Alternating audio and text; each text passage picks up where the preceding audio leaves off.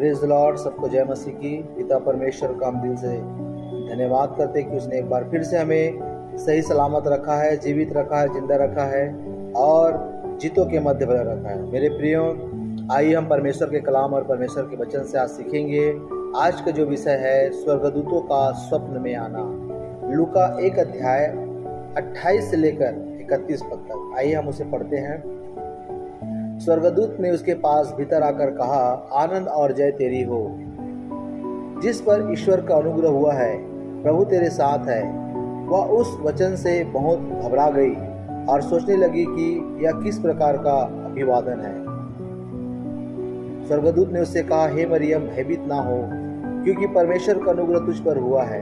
देख, तू गर्भवती होगी और तेरे एक पुत्र उत्पन्न होगा, तू उसका नाम यीशु रखना। मेरे प्रियो, बाइबल बताती है जब जिब्राइल स्वर्गदूत परमेश्वर का संदेश लेकर के नासरत में मरियम के पास परमेश्वर का सुसमाचार देने के लिए गया तो मरियम घबरा गई। परमेश्वर के दूत ने मरियम को कहा, हे मरियम, मत डर, मैं परमेश्वर के वचन के अनुसार, परमेश्वर के आज्ञा के अनुसार आया। जब हम बाइबल को देखते हैं, प्रभु यीशु मसीह 40 दिन रात उपवास करके लौटे तो शैतान उन्हें परखा। लेकिन मेरे प्रियो, 40 दिन की उपवास प्रार्थना के बाद प्रभु यीशु मसीह सामत और अभिषेक में बहुत ज़्यादा बढ़ गया था, तो उसने सामत और अभिषेक से शैतान के साथ लड़ाई नहीं किया। प्रभु यीशु मसीह शैतान को वचन के अनुसार हरा दिया। फिर वचन के अनुसार हराने के बाद स्वर्गदूत आकर उनकी सेवा टहल करने लगे। मेरे प्रियो, बाइबल बताती है कि जब एक व्यक्ति वचन पढ़ने वाला ना हो, कि उस घड़े के समान है जो अपनी ताकत से घड़े में पानी तो भर लेगा, पर छेद होने के कारण ज़्यादा देर तक पानी उसमें ठहर नहीं सकेगा। अपनी ताकत से भर तो लेगा, अपनी ताकत से घड़ा में भर तो लेगा, लेकिन छेद होने के कारण वो निकलता रहेगा। अगर आपके अंदर परमेश्वर का वचन है, आपके अंदर परमेश्वर का प्रार्थना है, तो परमेश्वर आपके सपनों में आकर आपसे बात करेगा। स्वर्गदूत आपकी ज़िंदगी में कार्य करेगा, आपके कामों को बनाने के लिए फिर वो तैयार हो जाएगा। बाइबल में जब हम पढ़ते हैं मरियम के बारे में, तो जिस तरह वो पवित्रता में रही, पाप से दूर रही, यही कारण था कि परमेश्वर का अनुग्रह उसके ऊपर हुआ। इसी तरह परमेश्वर अपने स्वर्गदूतों को आपके पास भेजता है और वो दूत आपकी आशीषों को आपके जीवन में लेकर आते हैं और आपका चरित्र और भी मजबूत बन जाता है। आपके रास्ते खुलने लग जाते हैं। परमेश्वर फिर आपको इस्तेमाल करता है। मेरे प्रियो, बाइबल बताती है परमेश्वर के दूत को दानियल के पास भेजा, तो जब वो स्वर्गदूत आ रहा था तो शैतान उसे रोक लिया।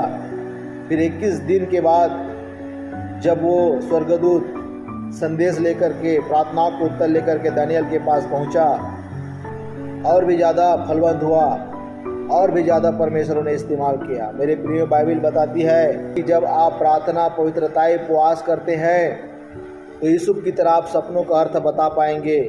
कोई भी दर्शन आप देखेंगे उसको बता पाएंगे। परमेश्वर आपके जीवन में काम करने लग जाएगा। लेकिन जब आप पाप में गिर जाते हैं तो आप परमेश्वर की बुलाहट को खो बैठते हैं। मेरे प्रियो, बाइबल में लिखा है, यीशु पवित्रताई में होकर चला, मरियम पवित्रताई में होकर चली।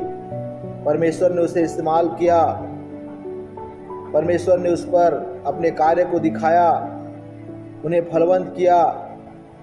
अगर आप परमेश्वर के दर्शन को देखना चाहते हैं तो पवित्रताई में आपको स्थिर रहना होगा, शुद्ध जीवन आपको जीना होगा, प्रार्थना, वचन, उपवास में आपको मन लगाना होगा, ज़्यादा विश्वास, ज़्यादा मजबूत आपके जीवन में होना होगा।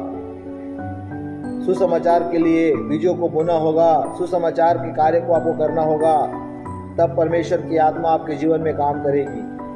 मेरे प्रियो, आपको पाप से दूर रहना होगा, फिर परमेश्वर आपको इस्तेमाल करेगा। अब आपको अपनी बुलाहट के प्रति वफादार रहना होगा। आप परमेश्वर के प्रति वफादार रहेंगे तभी आप परमेश्वर के कार्य को पूरा कर पाएंगे। क्योंकि जब आप पवित्रताई में चलते हैं, परमेश्वर आपकी सहायता करता है और परमेश्वर आपकी रक्षा करता है। इसलिए अगर वचनों को संभाल के रखेंगे, वचनों को जान के रखेंगे, तो परमेश्वर हमें बहुतायत से इस्तेमाल करता रहेगा और हम इस्तेमाल होते जाएंगे। मेरे प्रियो, यदि आपको अपने जीवन में रक्षा सुरक्षा चाहिए तो परमेश्वर के वचनों को, परमेश्वर की प्रार्थनाओं को, पवित्रताई के जीवन को लगातार बना के रखें और जो भी परमेश्वर आपको संदेश देता है उस संदेश पर जो भी बातें होती है उस पर विश्वास करते हुए आप आगे बढ़े। किसी भी प्रकार से भयभीत ना हो, परमेश्वर के वचन को अपने जीवन पर इस्तेमाल होने दे ताकि आप एक बड़े आशीष को अपने जीवन में आप देख पाए। मेरे प्रियो, इस वचन के द्वारा प्रभु आपको आशीष दे। धन्यवाद सर्वशक्तिमान परमेश्वर पिता, आपको धन्यवाद देता हूँ, आपके नाम की महिमा करता हूँ पिता। मेरे परमेश्वर पिता, जिस तरह पिता मरियम को पिता स्वर्गदूत ने आकर कहा तू कुंवारी है, तुझसे गर्भवती होगी और तू पुत्र जनेगी, उसका नाम तू यीशु रखना कहा, वो घबरा गई पिता। हाँ मेरे प्रभु, जब वचन में चलने की बारी हम लोगों के जीवन में आए तो हम वचन में चलने वाला तेरा सिद्ध बेटा, तेरा सिद्ध बेटी बन पाए पिता। ऐसे अनुग्रह, ऐसे शांति, ऐसे जलाल हम लोगों के जीवन में दे।